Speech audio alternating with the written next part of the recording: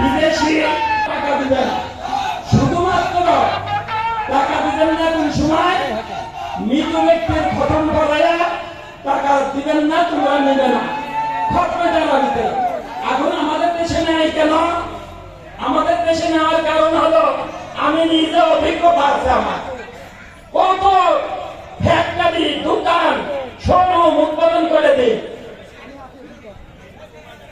গাড়ি আগে মোটর সাইকেলে চড়তাম, অপরাধ গাড়িতে পয়সাটাও দেয় টাকা, এই জন্যই টাকা নেই।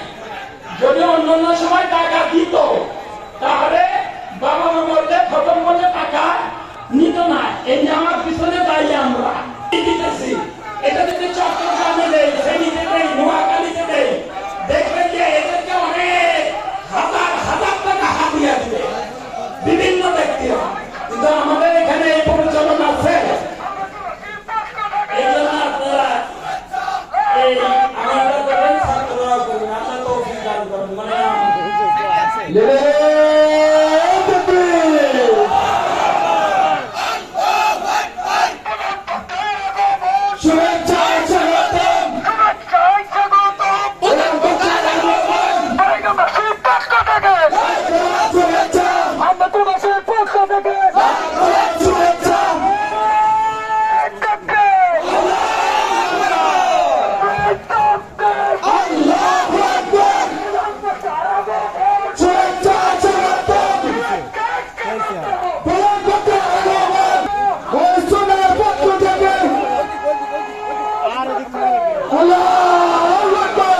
অনুরোধ করছি আপনারা নিজ নিজ আসন গ্রহণ করুন।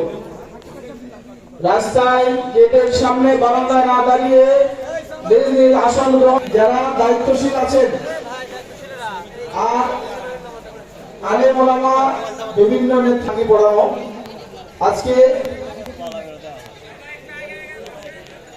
হুজুরের অনুমতি সাপেক্ষে আমরা পাগড়ি প্রদান শুরু করছি। প্রথমে পাগড়ি পড়াচ্ছেন, পাগড়ি দিচ্ছেন মাওলানা মোহাম্মদ রিফাত হোসেন। পাগড়ি দিচ্ছেন মাওলানা মোহাম্মদ রিফাত হোসেন, হাফেজ মোহাম্মদ রিফাত হোসেন।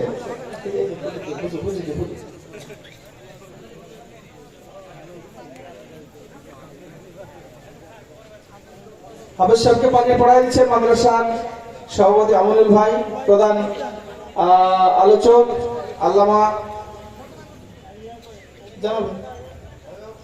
অভিভাবক মোহাম্মদ আব্দুল হাই, পিতা মোহাম্মদ আব্দুল হাই। অভিভাবককে রোমাল পরিয়ে দিচ্ছেন পিতা মোহাম্মদ আব্দুল হাই। দ্বিতীয় হাফেজ মোহাম্মদ জিহাদ আলী, সামনে আসছেন হাফেজ মোহাম্মদ জিহাদ আলী। জিহাদের বাবা মোহাম্মদ ফুল মিয়া, সামনে আসেন। গ্রাম কান্দাই, গ্রাম কান্দাই। পাগড়ি পড়ানো হচ্ছে হাফেজ মোহাম্মদ জিয়াদ আলী, পিতা মোহাম্মদ ফুল মিয়া, গ্রাম কান্দাই।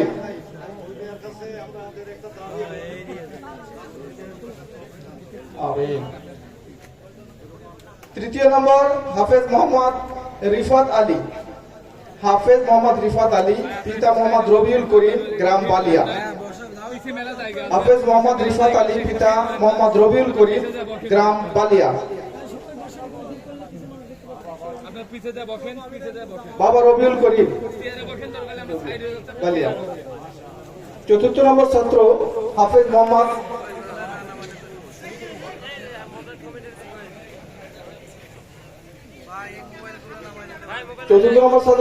হাফেজ মোহাম্মদ সাব্বির হোসেন।